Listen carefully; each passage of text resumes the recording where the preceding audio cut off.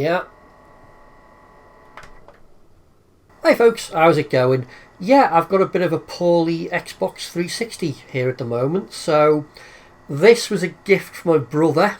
He bought it new and he passed it on to me, it must be 6 or 7 years ago now, thereabouts. And when I got it, I used it 3 times, and then the 4th time I tried to use it, and I was getting all of this. Sometimes it would power up, usually I would just get this red ring mess.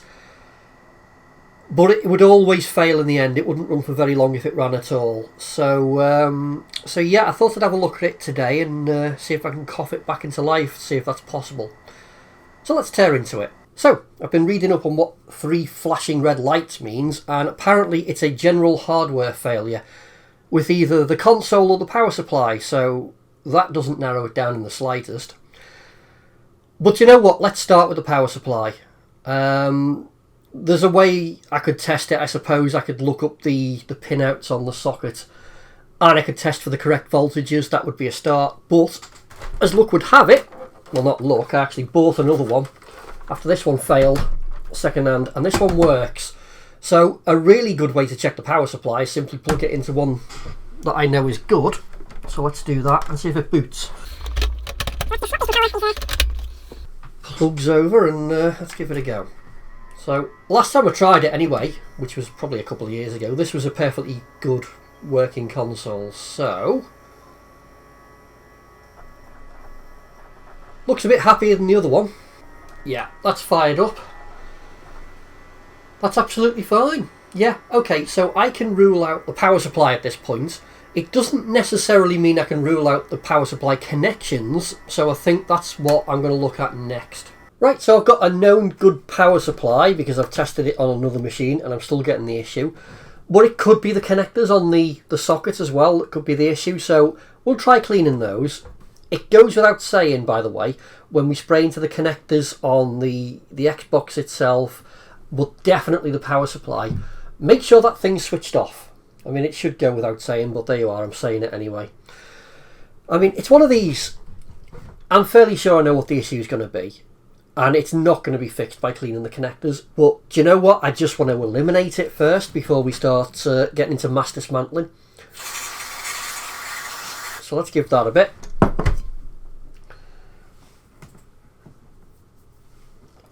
Again, make sure it's unplugged. But let's just... a little bit in the plug as well. And let's just cycle it a few times.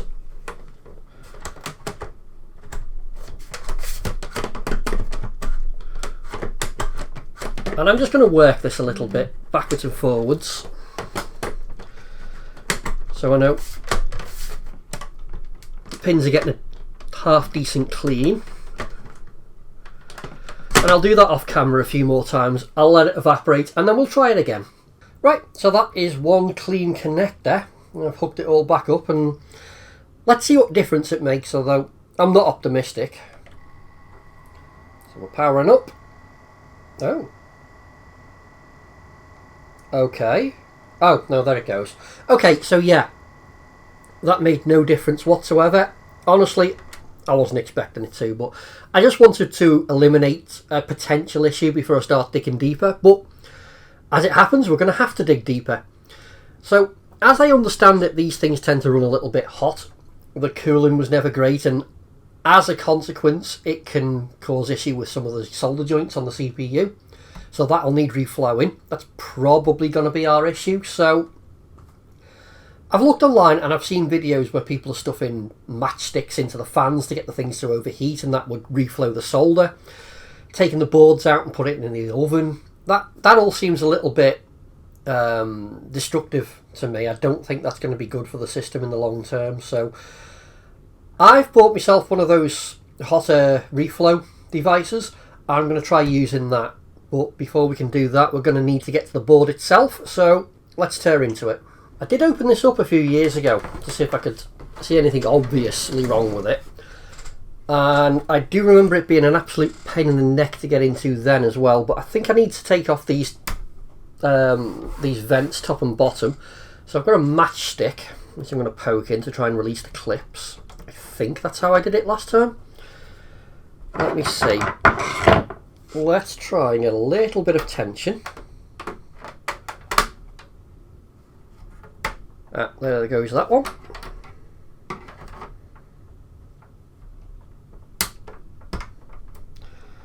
But not that one.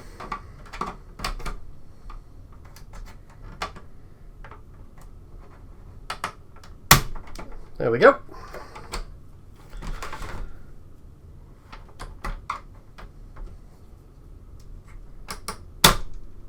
Like that. Okay. Other side.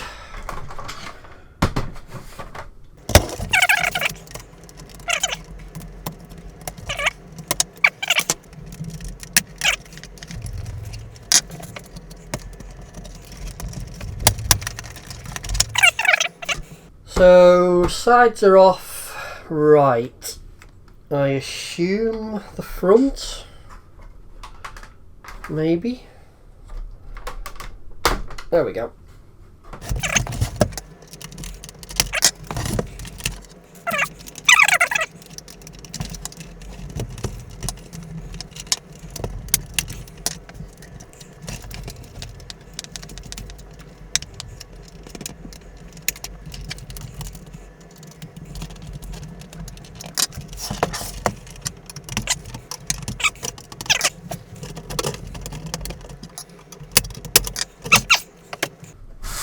What complete sadist designed that? Okay, what have I got? I've got some Torx at the top, which I don't think I have. So let me see if I can find something that'll fit. Bear with me 1 minute. Panic over, I've found a screwdriver that'll fit. So we're good.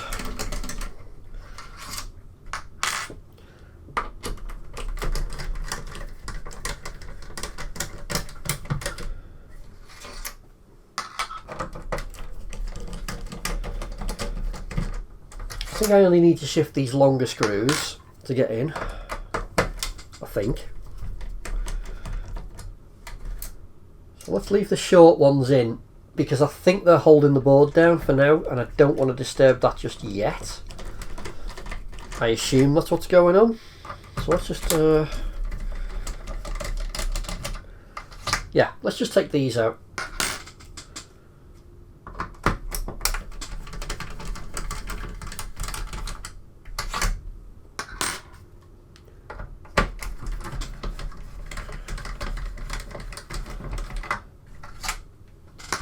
Okay, let's try and get the other half of this case separated then.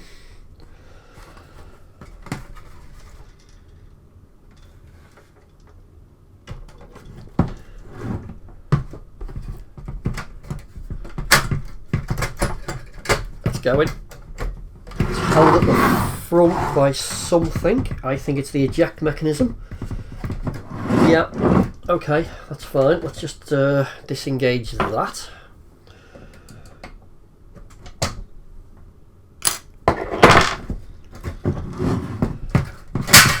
There it goes. And we're in. We're in. That wasn't horrific at all. Well, well, look what I've found. What I was planning to do, and I still might actually, is take this heatsink off and use a hot air rework station around the CPU just to reflow the joints, but I've just found a couple of issues. If you have a look at this capacitor, I don't know how well that's going to come out, but that has vented. That has burst.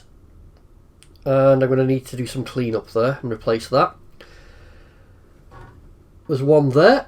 That's vented. And I've got one here which hasn't vented but is about to. That's looking very, very bulgy. So I think job number one is replace those capacitors if I've got them, and then we'll see what the system does going forward. But yeah, I've never known that before with an Xbox 360. It's always been an issue with the CPU needing the solder reflowing, but this could very well be the problem. Okay, let's get the board out. Let's start with the drive. Can I just lift that out? Yes, I can.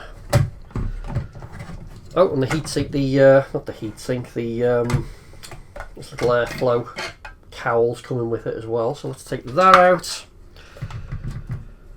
Let's unplug the drive. Lovely. And what have we got? Do with getting these fans out.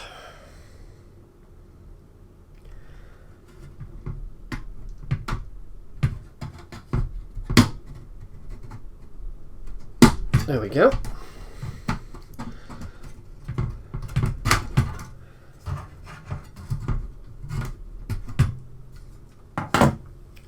And then will the board lift out? Absolutely not. No, the board is still screwed on underneath. So just let me tidy up. Oh, look, there's another capacitor that's gone. Right there. Oh dear. That could very well be the source of the issues. Okay, let me tidy up my work area and then we'll carry on with the strip down. Right, let me think. If I flip this over and we take out these remaining screws, that should allow the board to move. I hope you're paying attention to where these all go.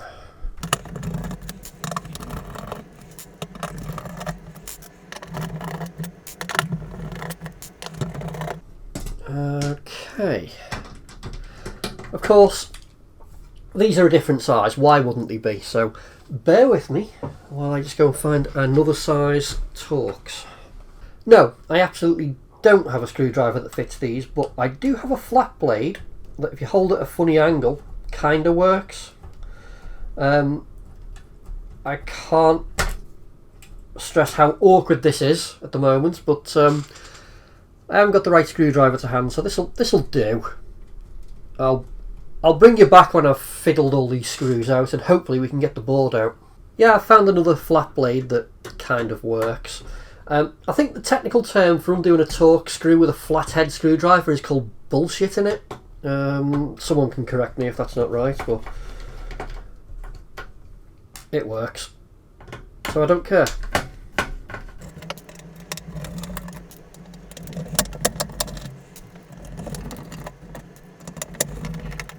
And that is all the screws I can see underneath. So, can we get this board to move? Moving at the back. It will move at the side, I think, once I bend a few tabs. I think we're ready to come out. I think. Have I missed something? Yep, I have. 2 more screws. Bear with me.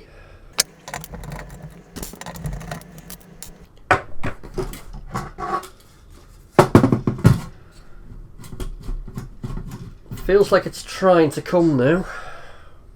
Something at the front holding it. Oh, I know what that'll be. I know what that'll be. It'll be this.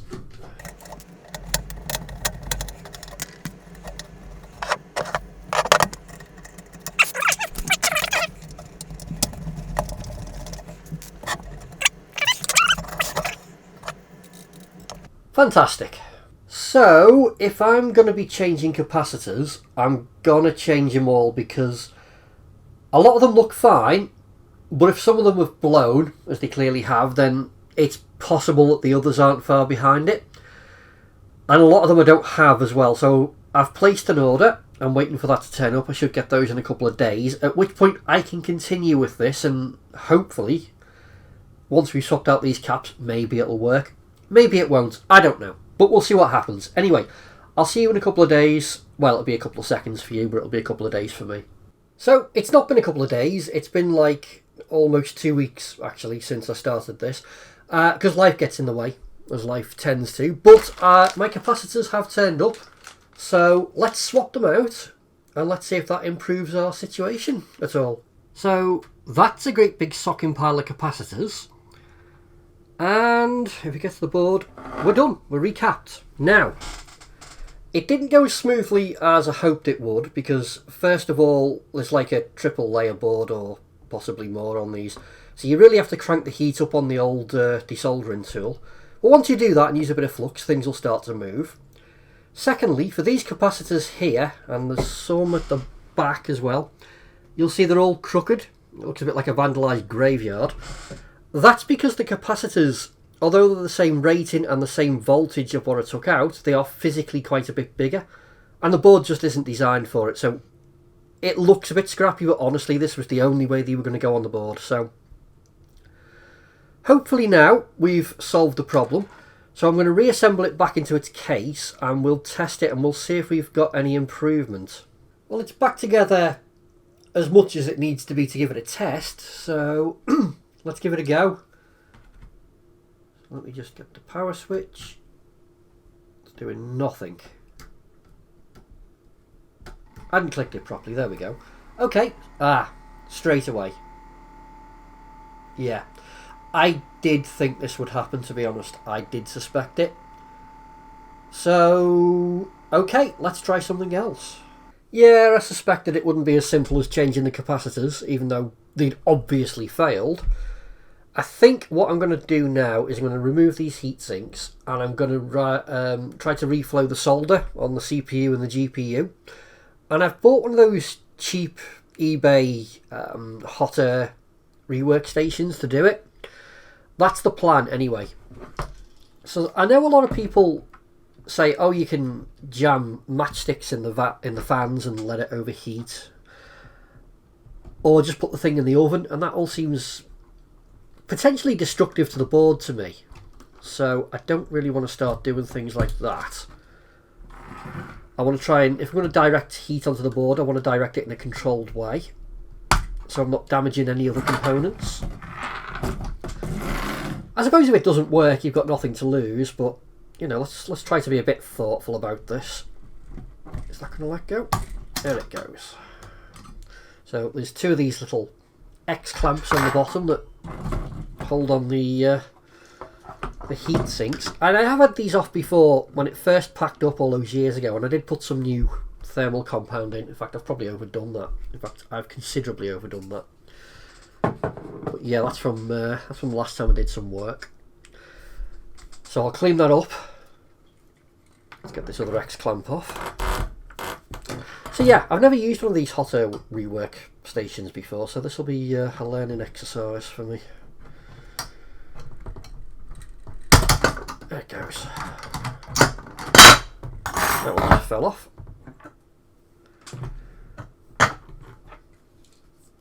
Yeah, I've well overdone it with the old compound there. What was I thinking? Okay, let's get that cleaned up, and then I'm going to mask off the rest of the board, and we'll get some heat on these two chips.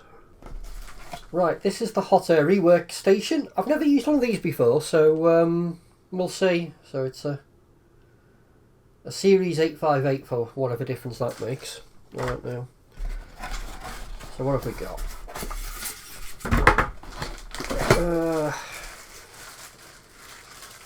Okay, sure that will become clear what that is.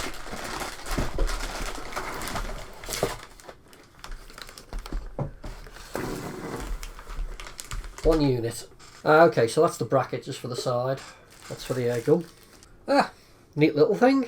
So the chips are cleaned up enough, and what I want to do is I want to reflow the solder on these chips to make sure that they're seated properly, because I suspect if it's like other 360s, that's what the problem is going to be. So in order to do that, I've got the smallest nozzle on the reflow station, and I'm just going to direct the heat onto the chips themselves, directly onto the chips. I'm not going to be cooking the whole board. That's the whole idea of getting this, and not just jabbing matchsticks in the vents, you know. I've never used one of these before, so it's probably going to be a bit of trial and error. I don't know how effective this is going to be, but I've nothing to lose, so let's switch it on. I've got it on about 30% airflow. I've got it set to... let's set it to about... I don't know... 260? 270? 270. I'm assuming that's in degrees, so... and let's just apply some heat.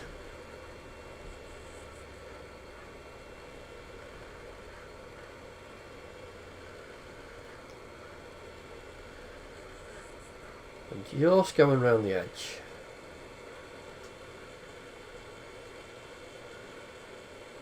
Keep it moving. I don't know how long I should be doing this for. Honestly, I've never done anything like this before, so this is all new territory to me. Let's just give it a bit longer.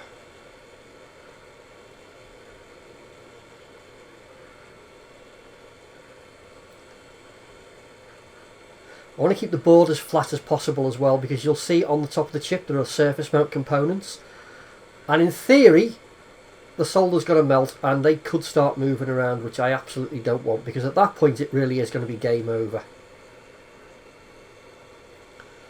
So the board needs to not move while I'm doing this. I don't want to disturb any other components.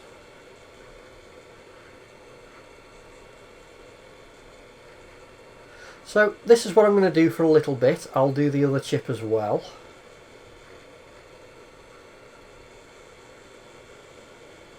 Hopefully this will work. Alright, it's back together again, sort of loosely. Let's see what we get. Starting up. Fans are picking up. 2 flashing lights this time. Ah, do you know what that could be though? It doesn't mean I've fixed it, it just means the thing's overheating, because I didn't put any thermal compound back on the heat sinks. So that could be the issue. And the reason I didn't do that is because I didn't know how many times I'd have to strip it apart and put it back together again. But if it's not going to run at all, I can't test it. So I'm going to take the heat sinks out again, put some thermal compound on it, and we'll try this again, shall we? We'll see how it goes. Do you know, it's been about 2 or maybe even 3 weeks actually since I last filmed anything on this.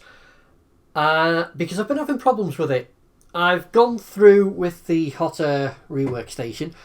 I've reworked the chips multiple times. I've reworked a few of the other chips, so in case there was a problem there, and it still won't work.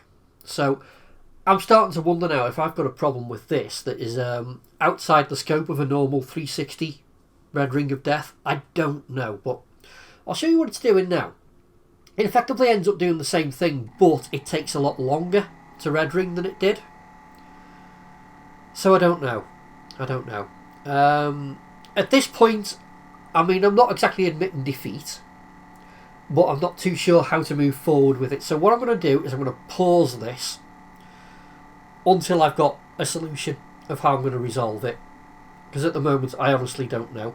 If anyone's watching this and they have any suggestions, I'll happily take them on board.